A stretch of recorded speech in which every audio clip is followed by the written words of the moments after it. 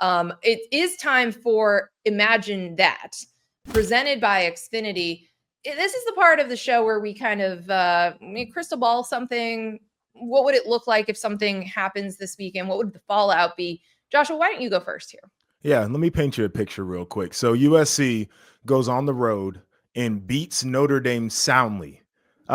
This one is intriguing for both sides of it. I think if USC can do that, then we're going to believe what we saw last weekend when they played Michigan and say that this is a team that can legitimately make a push for the college football playoff. And there are a lot of reasons to believe that they can. I think their defense plays better fundamentally. I don't know if they're that much better, but also with the offense that they have, like, they're going to score a lot of points. They do exactly what they need to do based off of what the defense is dictating. And then there's the Notre Dame side of this where it feels like they would likely be out of the college football playoff. It would take extreme amounts of chaos for them to even work their way back into that conversation, not having beat any of the good teams on their schedule. Then there's a question about the teams that beat Notre Dame of what does that mean for them? I think particularly Miami, looking at what they have down the stretch, which is not a lot.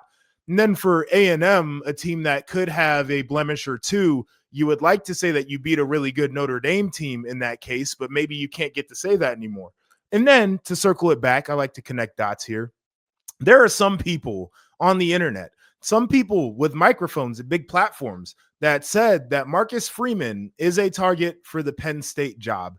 If you lost to the only ranked teams that you played all year long, do people still feel like he would be the guy for the job there? So I feel like there's a lot hinging on this game here. I'm excited that we get to have it. I think it's going to be a phenomenal one, but I just wanted to imagine that quickly. We'll get into that one for a full game preview a little bit later, but I will just point out 9.5 points Notre Dame is favored by, which is crazy. So this is like really, you'd have to really imagine this. We really have to paint that picture because Vegas doesn't think that USC is going to win this game. Well, Vegas has been wrong. Vegas has been wrong. Okay, here's the picture I'm going to paint for you. Already did Billy Napier a couple weeks ago. He's just living on the hot seat. It's been like 2 years straight of him living on the hot seat. So I was a little bit wrong, but I think that one's still coming. I think there's still going to be a coaching change there at Florida. Yeah. I'm going to paint this picture. It's a tough one because I know we both really like Luke Fickell. Why are you painting pictures of guys getting fired, Nicole? Well, I'm painting a picture of a potential likely outcome on the field, and that is Ohio State crushing Wisconsin. Yeah. Iowa just crushed Wisconsin. 37 zip. 37 zip with an offense that we're never sure about. This is Ohio State. Julian saying, Jeremiah Smith, both on the Heisman odds list. You got the best defense in the country. They're so good in the red zone. If Wisconsin can get to the red zone, they'll probably get shut down. If you are making a decision at Wisconsin, you are looking at Luke Fickell's tenure, and this is another big game where they've always fallen short. You're looking at potentially a 2-win season because you look at the schedule the rest of the way. You've got Oregon on deck. After this, that one could be so ugly as well. I know it's a $25 million buyout. That's a lot of money at a place like Wisconsin, but doesn't that look a little different now after Penn State being willing to spend to buy out James Franklin for $45 million? And listen, there's an offset, and he gets another job. It'll come out of that. They can pay it over, between now and 2031. It's not like there's still going to be over $50 million making that move, by the way, even with the offset. Oh yeah, and you're going to have to hire a whole new staff. No, it's going to be an incredibly expensive change for Penn State.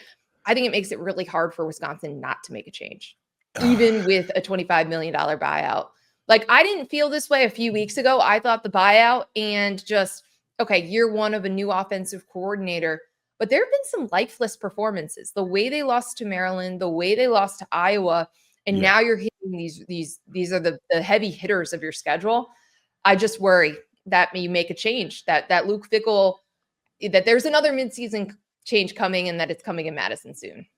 Don't make me become a journalist in this moment. I got a lot of people over there that I really care about, but this is what it feels like it's going toward. And it's a super unfortunate thing because I think when you and I saw that he was getting hired there, at Wisconsin, we were like, this is going to be great. He's going to be great there. And they have had issue after issue, and some of it self-inflicted with trying to overhaul the offense and maybe some hiring that didn't go well. Some of it just the universe had something to say about his tenure there, where he hasn't had a quarterback that's been healthy, and they've dealt with some other injuries. But I mean, if they're going to make the change, it feels like this would be the time. That stretch is absolutely brutal. To your point, it certainly doesn't feel like there's a lot of optimism about how this thing is going to end this season in particular.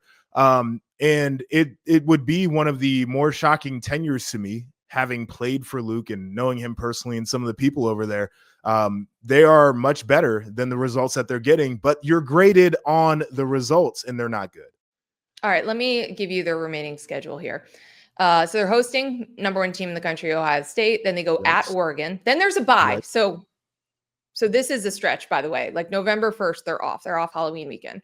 So if you're looking at potential changes, then Washington at Indiana. Should be ranked. Washington should be ranked.